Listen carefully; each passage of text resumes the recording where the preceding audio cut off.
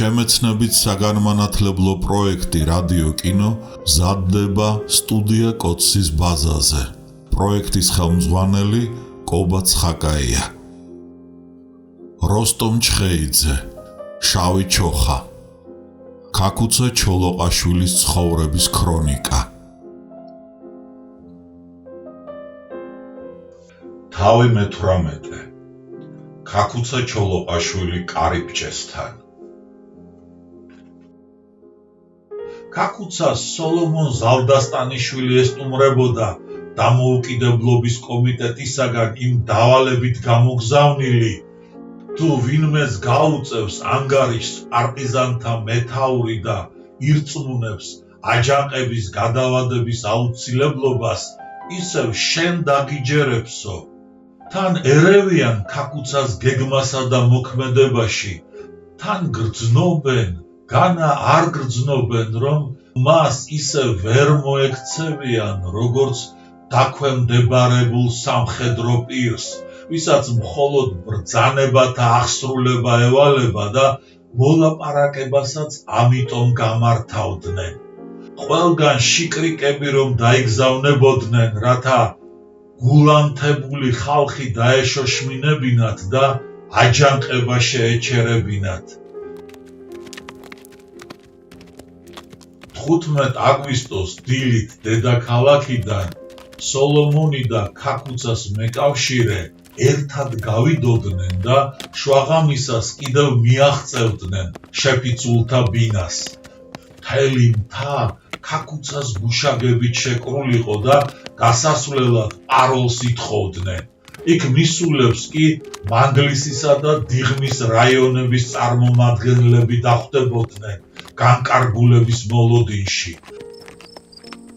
რაზმელებს მშვიდად ეძინათ ხის ძირას, რიჟრაჟზევე გამოფხიზლდებოდნენ და ზოგი თოფის წმენდას მიჰყობდა ხელს და ზოგიც ქალავნის ამოწყობას შეუდგებოდა, ხოლო მორიგეები გუშაგთა შესაცვლელად წავიდოდნენ.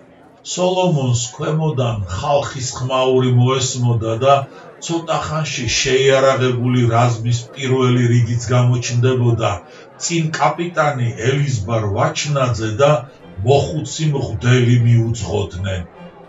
სულიერ მამას შეეწყო უკვე დადგა ბრძოლის დღეები და მებრძოლნიც საკმარისად მოგვეპოვებაო და დასალოცა დამოსულიყო.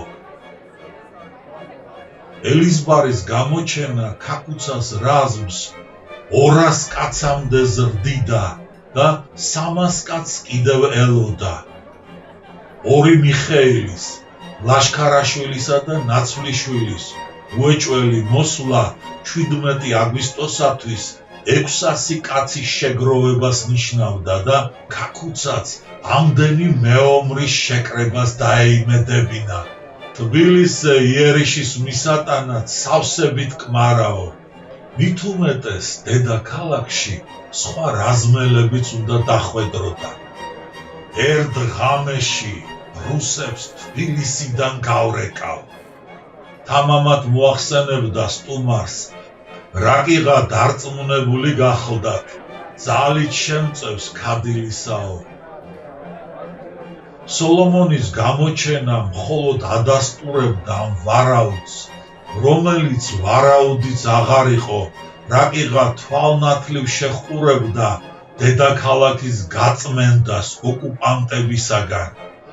ასეთ წუთებში იქნებ ვაჟა-ფშაველას ბახტრიონის სურათებიც ესახებოდა ფიქრში და პოეტური ხილვები მოსალოდნელ რეალობას ერწყმოდა. ერთ ღამეშიო.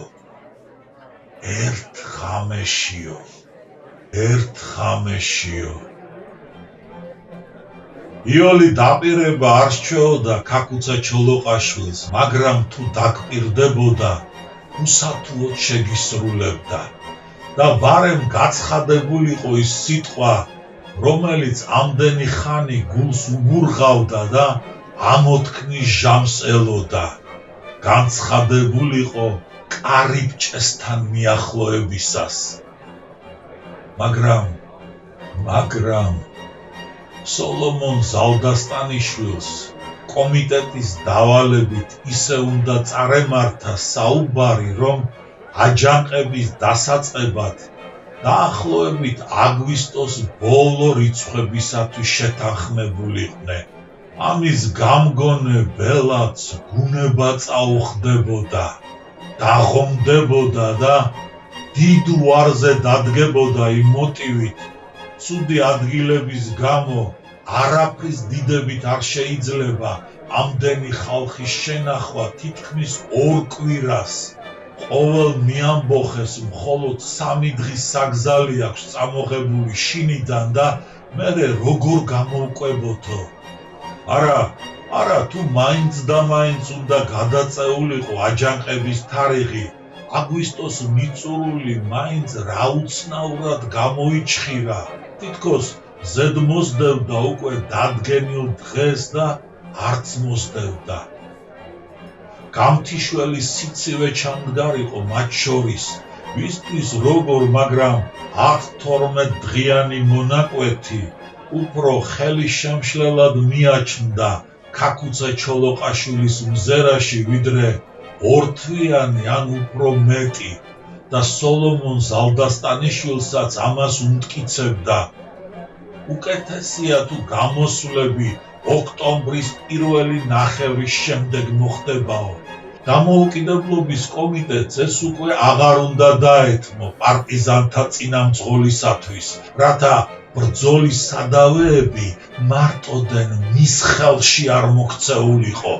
თითქოს რაღაც პირადი საქმე იყო მოსაგვარებელი და არა საქვეყნო. როდესაც ერთმა გაუფრთხილებელმა ნაბიჯმაც კი შესაძლოა ტრაგიკული როლი ითამაშოს ერის ცხოვრებაში. 2 კვირაო. 2 თვე ან უფრო მეტიცო. აქ შეჭიდებულიყო 2 შეხედულება და საკმაოდ მწვავედაც. და თუ ქაქუცას თავისი მტკიცებისათვის დასაყრდენი მოეპოვებოდა, ახლავე თუ არ ავაფრიალეთ ბაირაღი, გზნებარებისა და თავგანწირვის განწყობილება ჩანელდება და მის ხელახლა ანთებას კი დრო სჭირდება. ამიტომ ან ახლავე, ან იმ უკეთესი დღისათვის სავარაუდოდ შუა შემოდგომაც რომ შეიძლება იყოსო. სოლომონი დასავლეთის თანადგომას მოიხმობდა ყველაზე მყარ არგუმენტად. შეიარაღებული ჯარისკაცები ხომალდებით რომ მოადგებიან შავი ზღვის სანაპიროს, აქტი სრული სიმშვიდე დახვდებათ, რა გამოვა? აჯანყებული ქართველების დასახმარებლად კი არ მოსულან, არამედ თვითონვე დაუპირებიათ ომის გამართვა რუსეთთან საქართველოს გადასარჩენადო. ნამდვილია მათი გადმოსხმის იმედიო. გული ეთანაღრებოდა ბელაც, წყალი არ გაუვალო. უთვლი და დამოუკიდებლობის კომიტეტი, რომელნიც თან აეჩქარებინა ნოე ჟორდანიას ემისართა დატუსაღებასა და ვალიკო ჯუღელის წერილს მიამბოხეებისადმი. აჯანყება გაცემულია და ისევ ბედშერიგება სჯობსო. ვიდრე უაზროთ თავის გაწირვაო.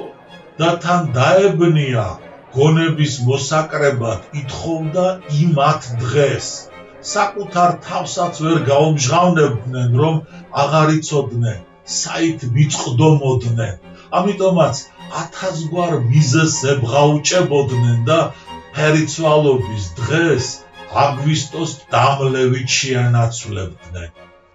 რა კიღა ეს მიმართვა გაზეთ კომუნისტის ფურცლებზე დაბეჭდილიყო, რა მიხვედრა უნდოდა რომ ჩეკას დაეწერინებინა მისთვის და გამოქვეყნებაზეც მასვე ეზრუნა. საიდუმლოდ არ გავრცელებულიყო ეს პოლიტიკური წერილი, მაგრამ ნეტა რას ნიშნავდა მისი დაბეჭდვა. მარტოდენ ხელისუფლების სწრაფვას ჩაეკრო ამბოხების ალი თუ გვარდიის ყოფილი მეთაურის პირად განცდასაც ამ წუთას უნებურად რომ გადახლართვოდა ხელისუფლების სურვილს. აუც სრულად გადადებულიყო ჯანყი, საკმაო ხნით მაინც, თუ სამუდამოდ არა. ასე თუ ისე 17 აგვისტო 29 აგვისტოთი შეიცვლებოდა. თავმოყრილ მეამბოხეთაგან ზოგი შინ გაბრუნდებოდა იმ პირობით 27-ში თქვენთან გავჩნდებიო, მაგრამ აქეთ აღარც მოიხედავდნენ. ზოგიც რა და ზოგიც რა მიზეზით გამოაკლდებოდათ და თითქმის სულ შემოეფანტებოდათ საქართველოს გამათავისუფლებელნი. ჩვენ შეფიცულებიც და თვით ქაქუცაც გრძნობდით, რომ ამბოხების ინიციატივამ უკვე დალია ჩაილურის წყალი ამოდენა ხალხის დატუსაღების გამო. დატუსაღება კი იმ გამცემლობას მოჰყვა, რომლის სათავედაც ყველა გონიერი ადამიანი სოციალ-დემოკრატიულ პარტიას მიიჩნევდა. ასე ჭრელსაც და ზნეობა მორღვეულსაც. განსხვავებას რომ ვერც ხედავდნენ მენშევიკურ და ბოლშევიკურ მიმართულებებს შორის და ადვილადაც მიეყიდებოდნენ ახალ ხელისუფალთ, როგორც თავიანთ განაყარ ძმებს, რომელთა შორის შერიგება და ერთსულოვნების აღდგენა რაღაც შეუძლებელი სულაც არ უნდა ყოფილიყო.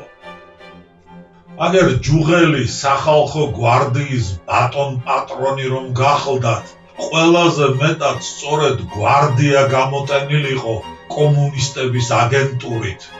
კიდევ ამისათვის გასცეს ვალიკო ჯუღელი, ჯარი თუ გერად ჰყავდა ჟორდანიას მთავრობას, გვარდია შვილად ესახებოდა და ამიტომაც გადამკვდარიყო მასზე, რაკიღა პირად დაცვად ეგულებოდა, მოსალოდნელ წინააღმდეგობათა აღსაკვეთად, ჯარი კი ისე უნუგეშოთ მიეტოვებინა თითქოს და ქვეყნის დაცვა ბევრს არაფერს ნიშნავდა და გინდაც მოეხერხებინათ და გინდაც არა.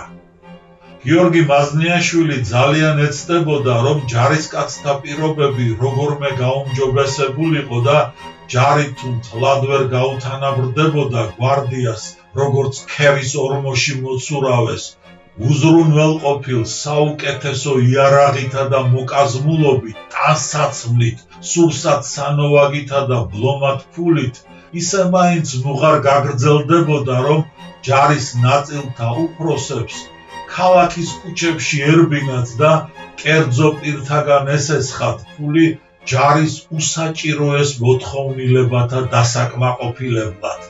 ეცდებოდა, მაგრამ ბევრს ვერაფერს მიაღწევდა და მხოლოდ მოგონებებში შემოგვინახავდა იმ სამწუხარო რეალობას და 25 თებერვლის მარცხის იმ უმთავრეს მიზეზსაც, სახელმწიფოებრივ აზროვნებას, პარტიული აზროვნება რომ ჩანაცვლებოდა ნოე ჟორდანიასა და მისი გარემოცვის გონებაში. ყველაფერი ამ თვალთახედვით იზომებოდა და ჯარის დაკნინებაც გვარდიის ხარჯზე, ამას და მხოლოდ ამას გამოეწვია. პარტიული რაზმის შექმნის აუცილებლობას.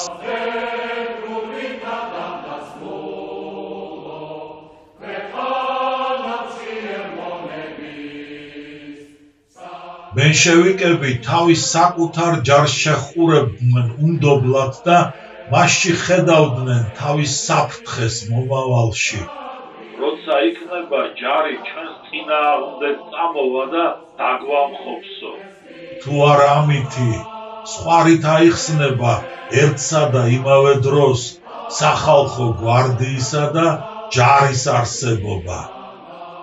რა დეშინოდათ მენშევიკებს ასე ქართული ჯარისაო? ეს რიტორიკულ კითხვას უფრო ჰგავდა, მაგრამ გიორგი მაზნიაშვილი მაინც ბოლომდე გახსნიდა ჟორდანიელთა სულში ჩაბუდებული უნდობლობის შეფარულ მექანიზმს. რაკიღა ჯარის დიდი უმრავლესობა შედგებოდა გლეხებისა და მუშებისაგან, მის წინაშე შიში ხომ არ ნიშნავდა, რომ ნაკლებ შეეფერებოდა სიმართლეს დემოკრატიული რესპუბლიკის მთავრობის მტკიცება, მათ დაუმცხრალ პროპაგანდას, ლამის ყველაფერი რომ წაელეკა. ხალხის მასა ჩვენს მხარეზეა, მხოლოდ ჩვენ მოგყვება და გვემორჩილებაო.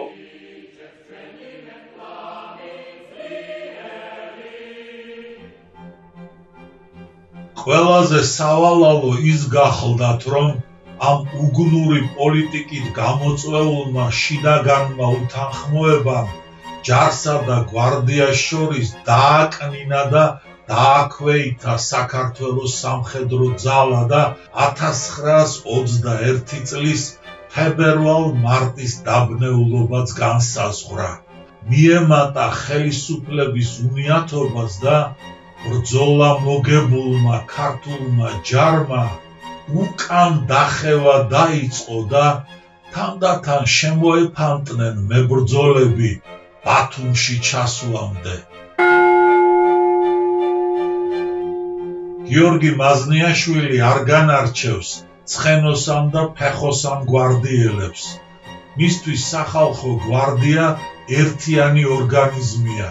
თუმცა ალექსანდრე სულხანიშვილი, ვისაც მოუწევდა გვარდიელად ყოფნა, ოღონდ ცხენოსანთა ნაწილში სხვაგვარად განსჯის. ესენი თურმე საშინლად ზულდათ ფეხოსან გვარდიელებს და არც მთავრობას ეპიკნავებოდა მაინც და მაინც, რადგანაც ცხენოსანთა ნაწილში მეტწილად ძველი, გამოცდილი ჯარისკაცები ირიცხებოდნენ, ანტიკომუნისტები, ამიტომაც მათ არსებობას იძულებით ითმენდნენ. პირად კეთილგანწყობას კი ხელისუფლება თუნდ იმით ამჟღავნებდა, რომ ცხენოსან ჯარისკაცებს ურიგებდნენ ფეხოსანი ჯარის ტანსაცმელს, რომელიც მათ მუხლამდე წვდებოდათ. სამაგიეროდ, თუკი სადმე ხელის გამოღება ხდებოდა საჭირო, მაშინვე ჩვენ ნაწილს მიმართავდნენ, როგორც გაჭირვების ტალკვეს. გვარდიის არსებობას ჭირსა და სნეულება შეადარებდა. საშინელი უდისციპლინობა საშინელ უდისციპლინობად, მაგრამ კომუნისტების აგენტებით მისი გამოტენვა, ის საბედისწერო მოვლენა შეიქმნებოდა, რაც არ იკმარებდა დამოუკიდებლობის დამხობაში სამარცხვინო წილის შეტანას და სახელმწიფოებრიობის აღდგენის მცდელობასაც გადაეღობებოდა.